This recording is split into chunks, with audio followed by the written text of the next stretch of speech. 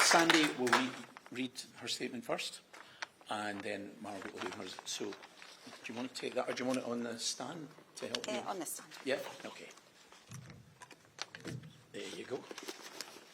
Right.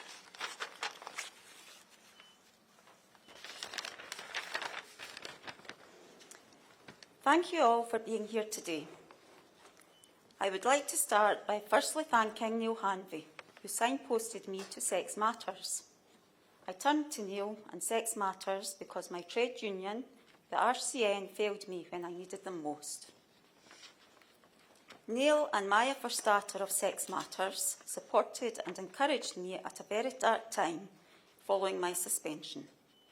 Maya has been an inspiration, and without her and her amazing team at Sex Matters, it is unlikely I would be standing here today. Maya introduced me to my solicitor, Margaret Gribbin, and it is difficult to put into words how grateful I am to have found someone so determined to fight my corner.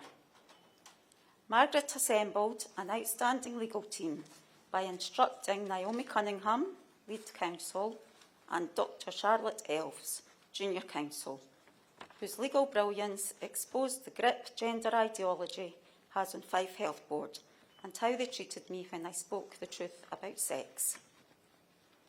I thank those who have made it possible for me to pursue my legal case with their extraordinary generosity.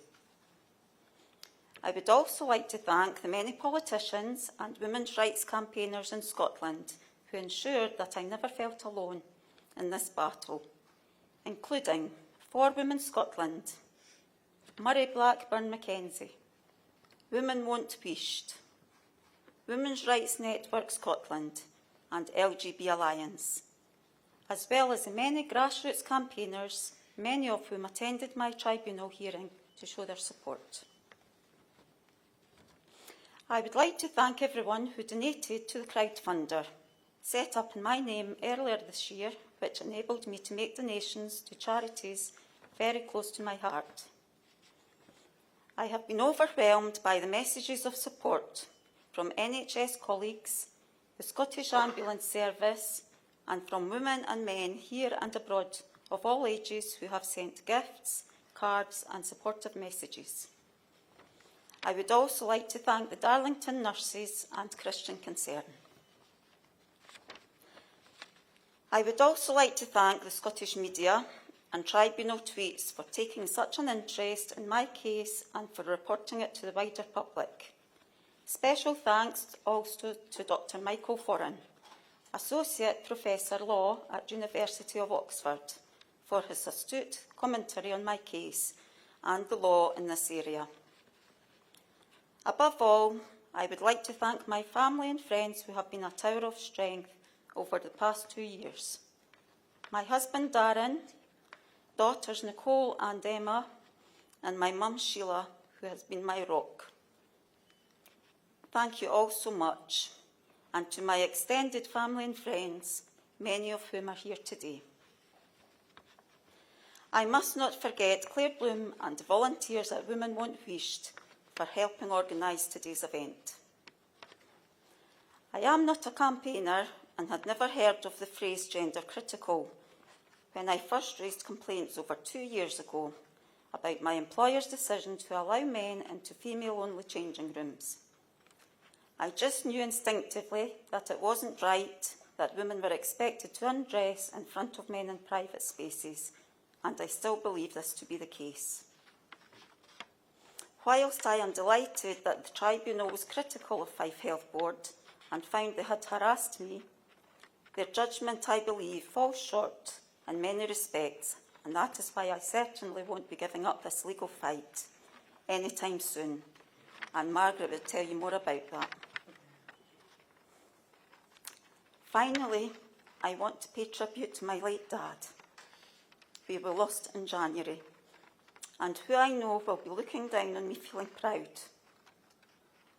that he, with my mum, raised a daughter who did not and will not peished.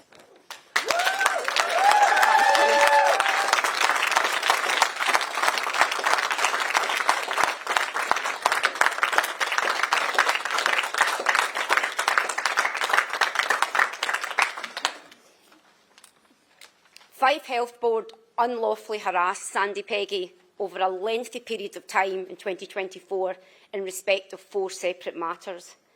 This would be inexcusable for any employer, but particularly so in a large public sector body like NHS Fife. Given the Tribunal's findings that Fife Health Board committed multiple breaches of the Equality Act and persistently failed to comply with a Tribunal order, my client is dismayed and troubled that senior politicians in Scotland saw fit to repeatedly express their full confidence in Fife Health Board. Turning now to the Tribunal's substantive findings. Some of the findings are hugely problematic. For instance, the judgement places responsibility on female employees to raise complaints if they feel uncomfortable about sharing single-sex spaces with men. This ignores industrial realities. When Sandie objected, she was suspended, subjected to an unreasonably lengthy disciplinary investigation and falsely accused of patient care concerns. It emerged during the hearing that Fife Health Board then embarked on an archaeological dig to find material to discredit her.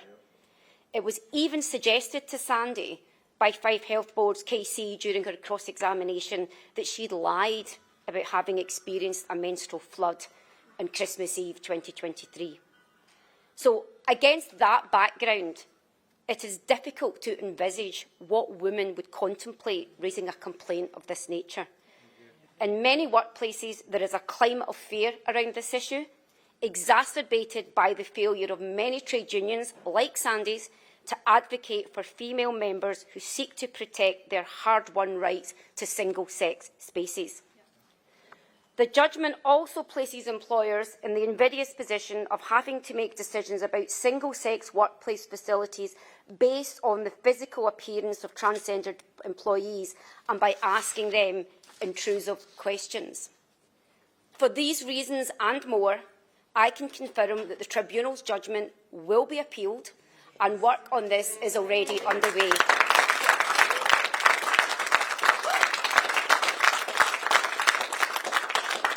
I am also delighted to tell you that the legal team has been further strengthened by the addition of Ben Cooper KC, who will take the lead on the appeal, which will be submitted to the Employment Appeal Tribunal next month. Thank you.